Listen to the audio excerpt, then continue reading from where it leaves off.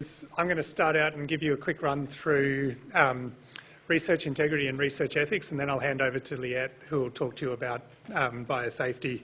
So if I go through quickly, it's because I'm trying to leave enough time for Liette, but there's links in the slides for you to follow up and find more information.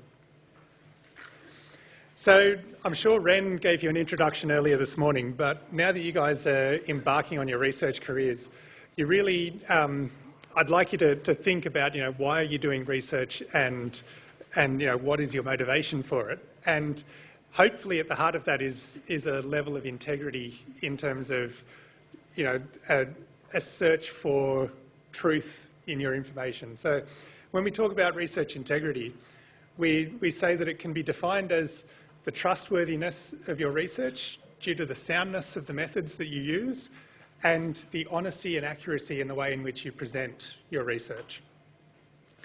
And that's nice and philosophical. And, because the university likes philosophy, the university is founded on this principle of academic freedom. And that's the right for you to put forward a position or an idea and openly debate that position. But it only works, and the community only supports your ability to do that if you act with integrity. Because if you think about it, there's no other job in the world where you can say for the next 2 years, I'm going to research a little mite that lives on a turtle's bum. Why would the community care about that? And you laugh, but I actually know somebody who does that. So the community only cares if you're honest in the way in which you do it. But the university cares, and you should care for a bunch of other reasons as well. First of all, there's the reliability of your research. If it's not honest, then it's not reliable. And secondly is the university's reputation relies on the research that you do. HDR candidates, such as yourself, produce over 60% of all the research that's done in Australia. So you are real researchers and you're presenting the real core of the research in Australia. There's also the reliability of the degrees. If the university's reputation is trashed, then the degrees that you get are also trashed. So, from a selfish point of view, you should consider the degree that you're going to get at the end of this. There's health and safety. So for those of you who are working with, say, human participants or animals, or even your colleagues, there's a risk to health and safety. There's risks to getting funding. If funding organisations find out that your results are dishonest, then they'll ask you to pay it back. And ultimately, there's also criminal prosecution. So just recently in Australia, we had our first criminal prosecution for researchers who fabricated data, and they got a 2-year suspended sentence for fraud because they obtained funds through fabricated data. So what we have here at Macquarie is a bunch of policies that govern how we do our research. So in green on the left there, we've got the Australian Code for the Responsible Conduct of Research. And this is an overarching government policy that sets out the standard that the Australian community expects of our research. Next to that in red, we have the Macquarie Code for the Responsible Conduct of Research. So that's how we implement the Australian Code at Macquarie. And then over on this side, you'll see we've got 3 other policies. There's the National Statement, which refers to human research. There's the Australian Code for the Care and Use of Animals for scientific purposes. And then there's the Gene Technology Regulations, which Liette will talk about more. So the Macquarie Code, it covers about 8 different areas of how we expect you to conduct your research. So there's general principles for responsible research. There's how you should manage your research data. There's supervision of research trainees. So that's what you can expect from your supervisors in terms of how they supervise you. There's how to publish and disseminate your research findings.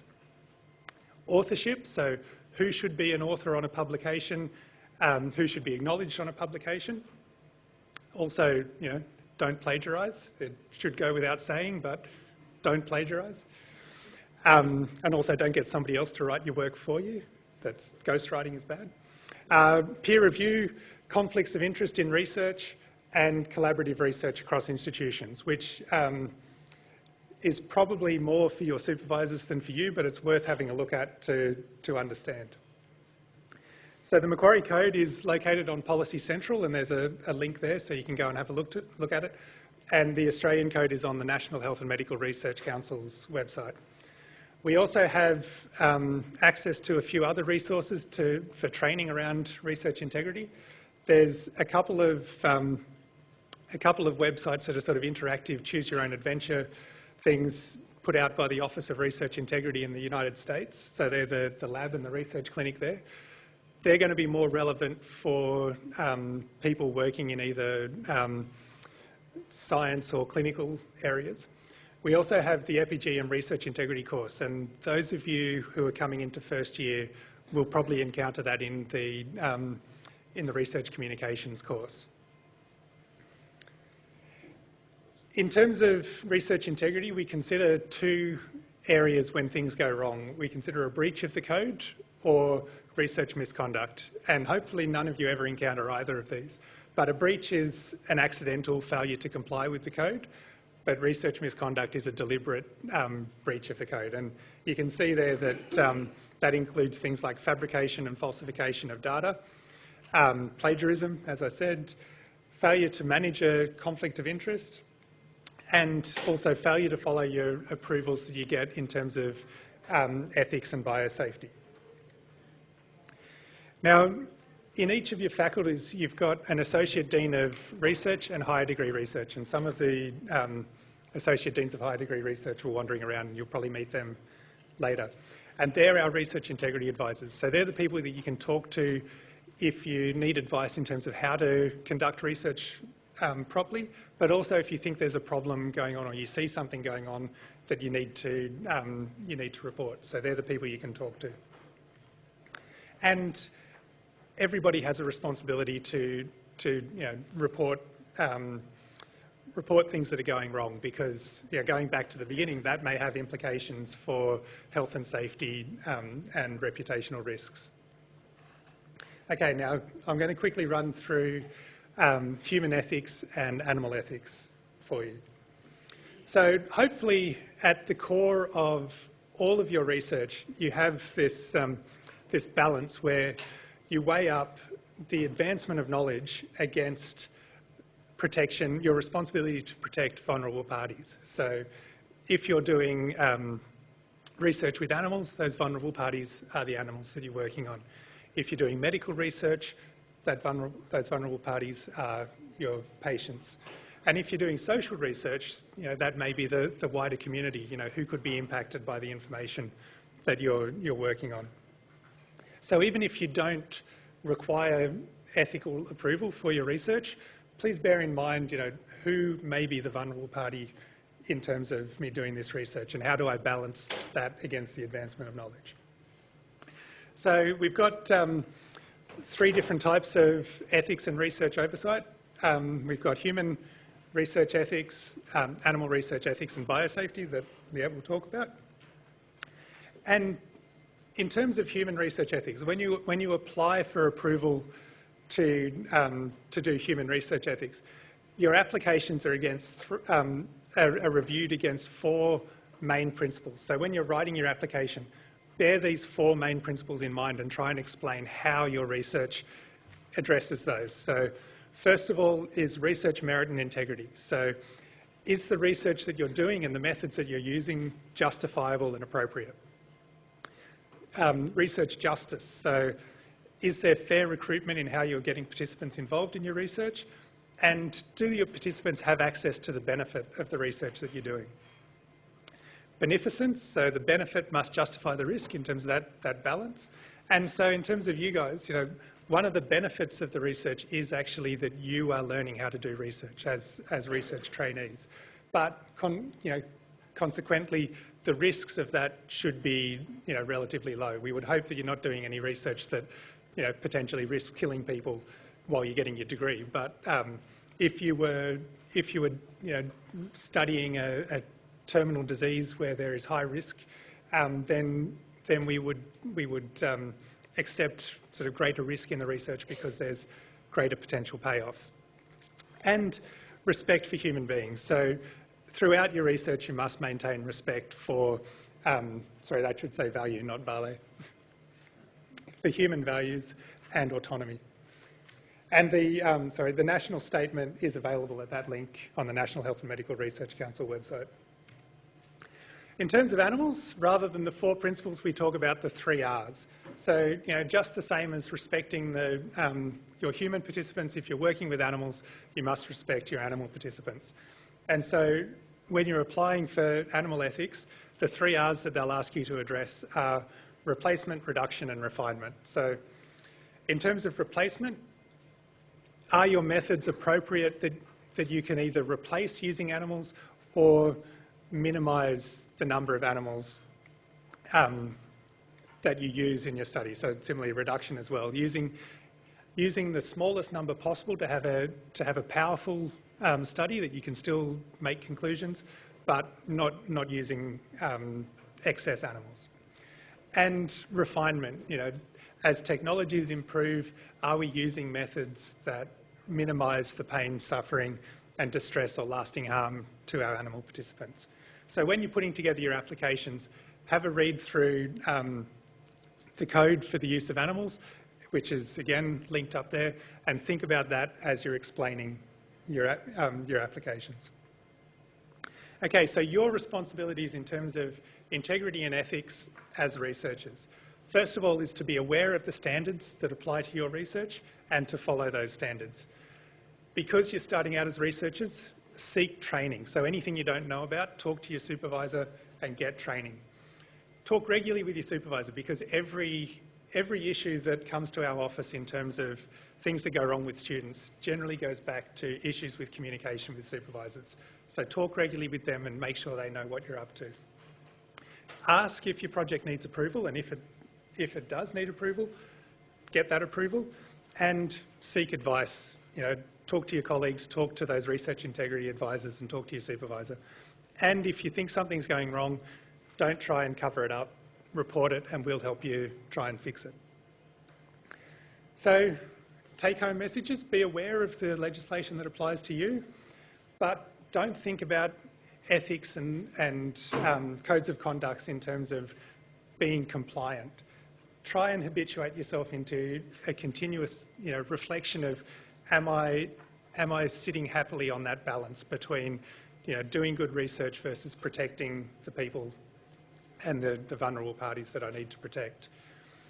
And, does your research reflect an ethical engagement with your colleagues, your supervisors, your assessors, your reviewers, your fellow students? And keep talking to people. Seek advice as much as you can. So on that note, these are some email addresses if you need to get in contact with any of us. As I said, seek advice with anybody, but feel free to contact us as well. And now I'll hand over to Liette to keep going.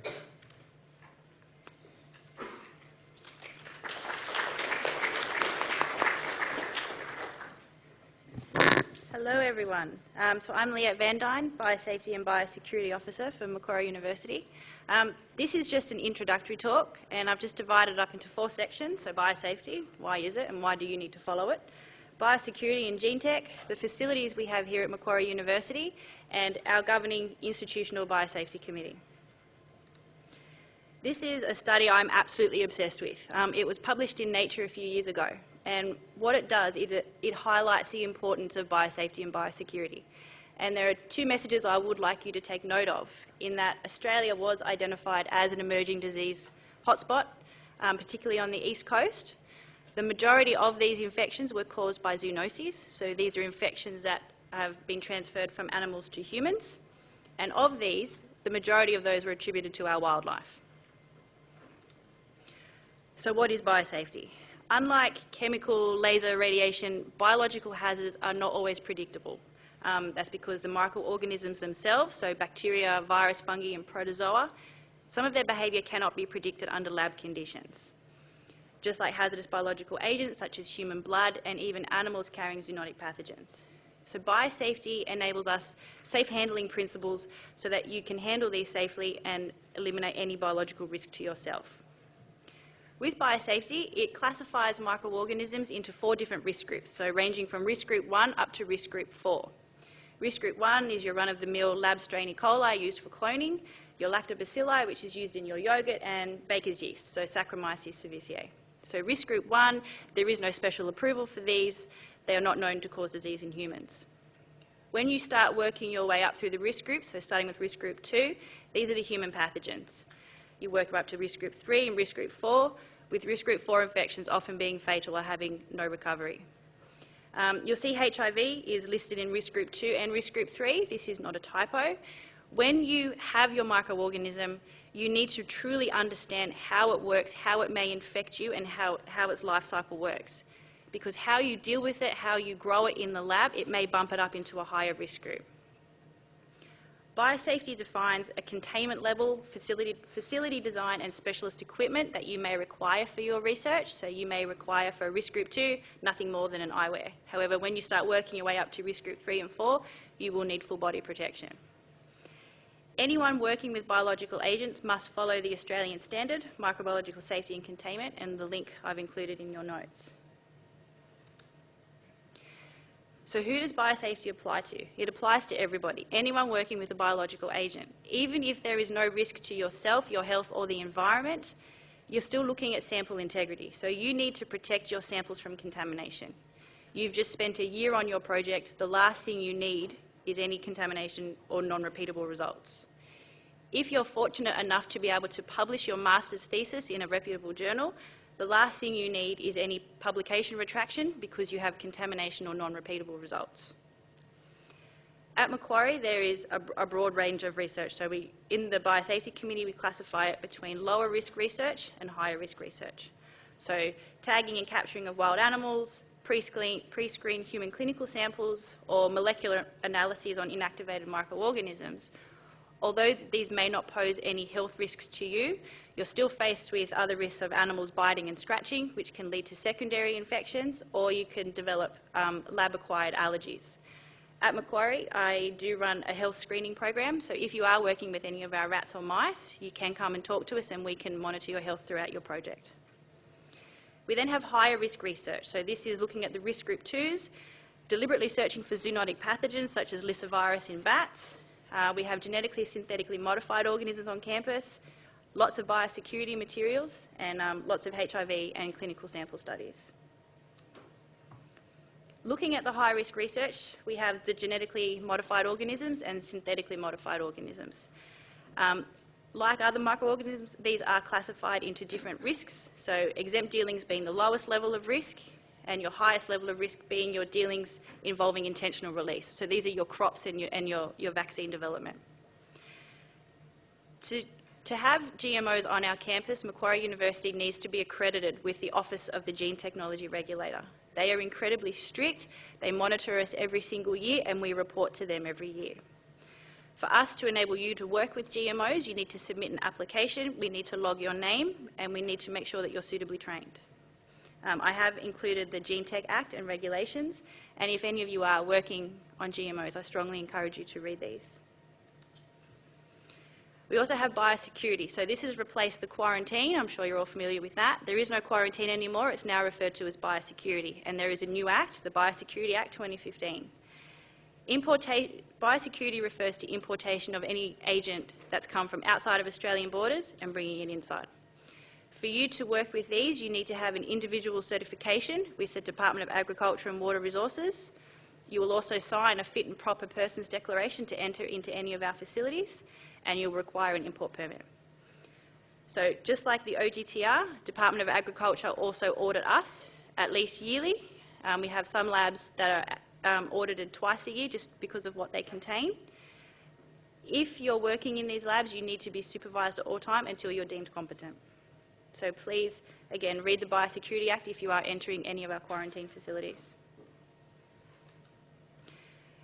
Every lab at Macquarie University is restricted. They're restricted because of the materials that they contain. They're restricted to protect your samples and the public from what these samples could be. All labs have the standardised door signage. Not sure if that shows up here. So in case of emergencies, you need to dial that 9999. It tells you what's allowed in these labs, what's not allowed in these labs, and it will highlight whether they contain a biological hazard. We have physical containment facilities, which is where you're allowed to use those higher risk group organisms and GMOs.